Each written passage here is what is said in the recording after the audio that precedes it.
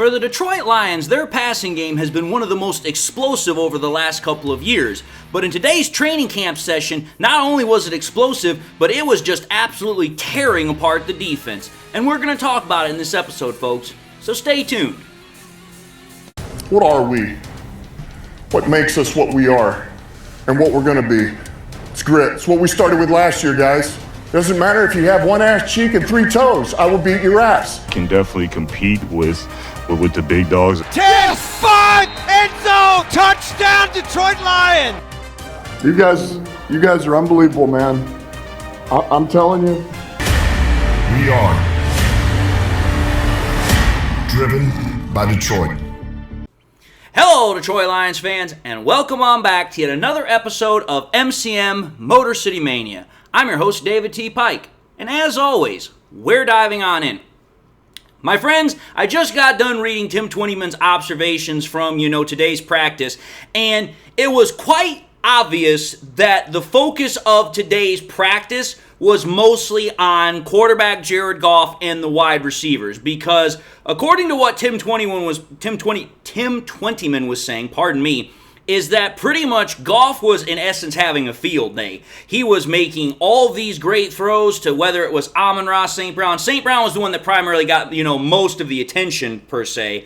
But also, J-Mo got a couple of catches, made some really good plays, and it just sounded like, Goff was having a really good day. Now, I am going to give a slight, disclaimer here. I'm going to make this apparently known. I understand that Goff was doing this against a lot of our cornerbacks, our starting cornerbacks being out, because Arnold obviously wasn't out there. Rakestraw wasn't obviously out there, and obviously on top of that, Carlton Davis wasn't out there. So at that point, all of our starting cornerbacks are not out there. So to a certain degree, I would expect that Goff would be able to go out there and absolutely shred the defense, considering the fact he's going up against second and third stringers. You would expect that. If he wasn't, then we'd have ourselves a massive problem here. But I'm going to say this.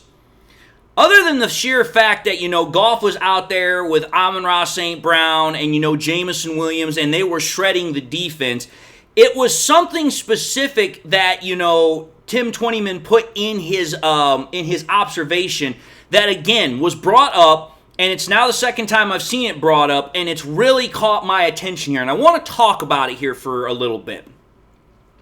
I've said it before, and I'll say it again. One of the biggest detractors that Jared Goff has had as far as being a quarterback has always been his quote-unquote, lack of supposed arm strength. Like, he's not supposedly the strongest arm in the NFL. He doesn't have the ability to thread needles, all this nonsense, blah, blah, blah, blah, blah. And I've talked about it before in the past, how that is just not at all what the data shows. It's not what the stats show, and it absolutely just makes no damn sense. But the point of the matter is that in today's practice report from Twentyman, he pretty much stated that Goff was constantly firing a ton of passes into tight windows, and there was zip on the ball, there was absolute confidence, there was authority, and it was like, okay, here, this is the second time I've heard this, and it's like, from where I'm sitting, it sounds like Jared Goff has got a couple of things that are a little bit different this offseason than in past years. And here's why I say this. Because here's what I'm going to say. In times past, one of the other arguments that people would like to say about Jared Goff is that he was not willing to throw the ball into tight spaces, that he was trying to be more conservative with passes, that he was trying to make sure the ball wasn't in danger and it wasn't going to possibly generate a turnover. And to a certain degree, I can agree that that was true, especially in the early goings, like 2021, maybe early 2022. But you go back to 2023 and the end of 2022, Goff was starting to get really comfortable throwing those tight window passes. He was starting to get way more comfortable threading needles. And that was more to, in my opinion, the fact that Goff is one of the most precise passers in the NFL. He's got deadly laser accuracy. Plus, on top of that, there was also better receivers. Obviously, Amon-Ra St. Brown had fully emerged. We'd also picked up a couple of other guys in 2022 that were starting to get healthy, that were starting to play. So Goff had better weapons. But taking all that aside, with the addition of the weapons and the bettering of weapons like Sam Laporta, Jamison Williams, Amon-Ra St. Brown, Khalif Raymond, all that nonsense, the thing of the matter is what I'm hearing in these reports is that Goff, for lack of a better word, I think his confidence is at an all-time high. And I think it's that way for a couple of reasons. First and foremost, let's understand something here. For Goff, the fact of the matter is we have to, again, go back to his past a little bit. When he got traded away from the Rams, that must have been a sheer, knock to his confidence, because it's like, hey, you in essence just got fired. And that's definitely going to shake your confidence a little bit.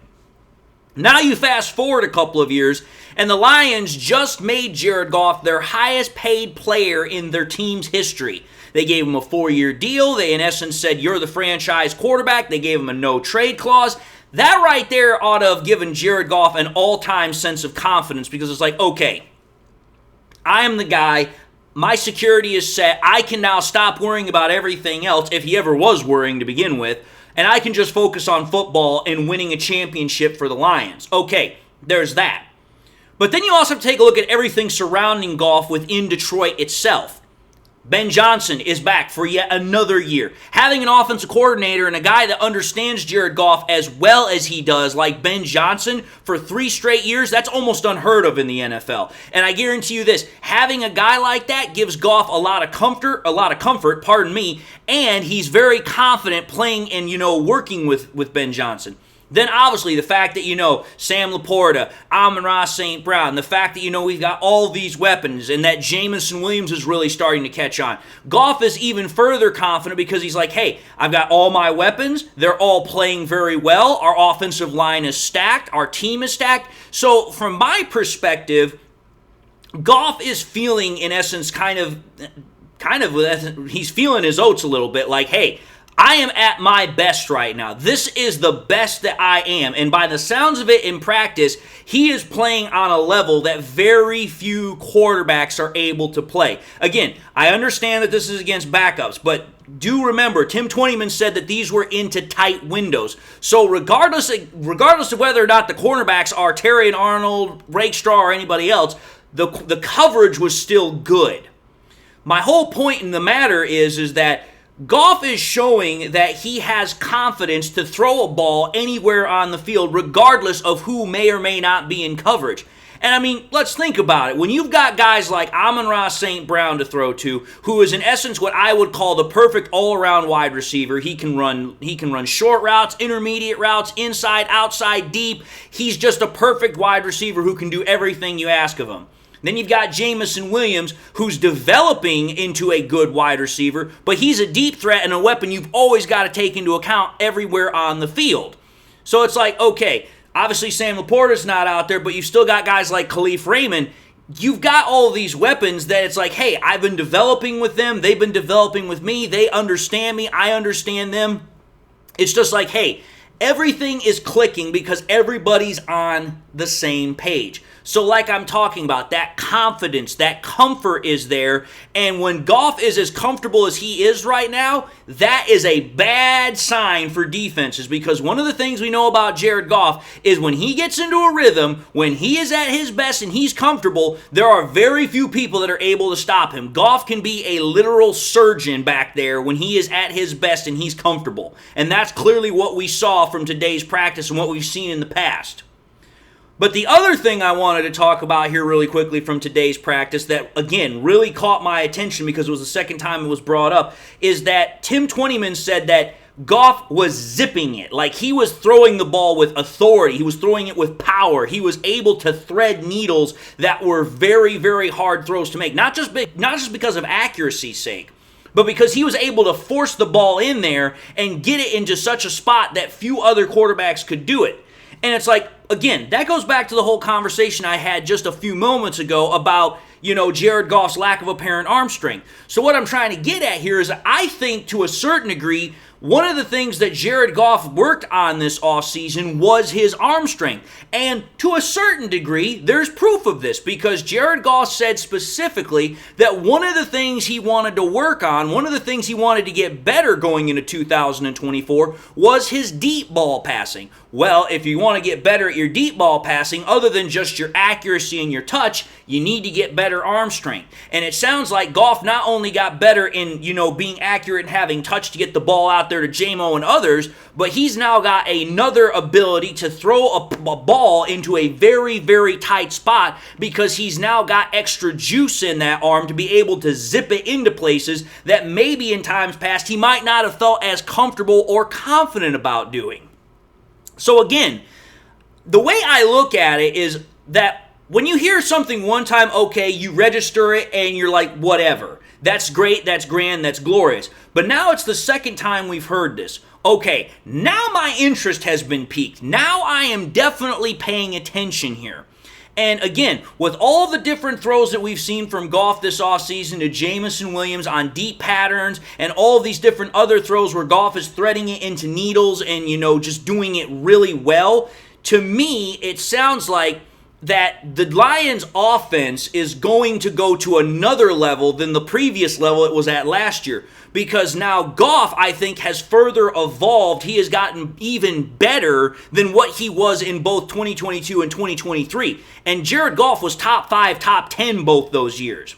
And that's not just saying Goff has gotten better. Obviously, Amon-Ra St. Brown has gotten better. So think about it. Goff, a top 5, top 10 quarterback, he's gotten better. Amon-Ra St. Brown, I would argue top 5 wide receiver. Jamison Williams, one of the fastest players in the game and is ready for a breakout year, has gotten better. I would argue Sam Laporta has gotten better. You've got all these weapons that are getting better, were great last year or are about to break out this year, and you've now got a quarterback that not only has the accuracy and precision to make any throw on the field, but now he has the arm strength and the confidence to thread a ball and put it wherever he feels comfortable, which is virtually anywhere on the field. You know what that tells me? That tells me that this offense has no limitations. It's an offense where it's like, listen, whatever they want to run, whatever they think is available, whatever is, in the playbook is total fair game. And when you have a quarterback that's like that ought to scare the ever-living hell out of defenses because it's like, okay, you got a quarterback that clearly thinks, hey, nobody can stop me. I am on top of my game. That right there is something that a lot of defenses don't like facing because when a quarterback has got that kind of mojo, when an offense has got that kind of mindset and has got that mantra, good luck, my friend. You're in for a long freaking afternoon. But anyway, folks, I just wanted to make this quick episode here because I saw the practice report. I really got excited. I understand that it was a light day today, and I also understand all the other circumstances that I talked about, but it was the fine details within the practice report that really, really excited me, and I think that it really is speaking to, again, how this team, and specifically the offense in this case, is evolving and getting ready to take yet another step forward on its way to the Super Bowl. But having said that, I'm going to end the episode and say thank you all for watching yet another episode of MCM Motor City Mania. If you like what you saw, by all means, I highly encourage y'all to watch the next episode. Also encourage y'all please to do one of these 3 things: like, comment, and subscribe to the channel. If by chance you subscribed in the past, you forgot to do so at the time, or you just subscribed and not had a chance to do so, again, highly encourage y'all to do that. But I also want to encourage y'all to please make sure you hit that bell notification icon that's at the bottom as well, so that way you guys never miss any more content that I push out. I also want to encourage y'all to share this content with your Lions friends and family members. Share it here on YouTube, share it on Twitter, share it on Facebook, share it anywhere and everywhere you can with everybody and anybody that you can. The more we share it, the greater the channel has a spread and reach, which allows us to bring in more people to watch the content and to have better discussion.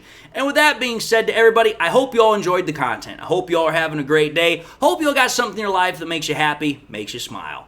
God bless. And until the next time we meet, I'll see you all in the next episode.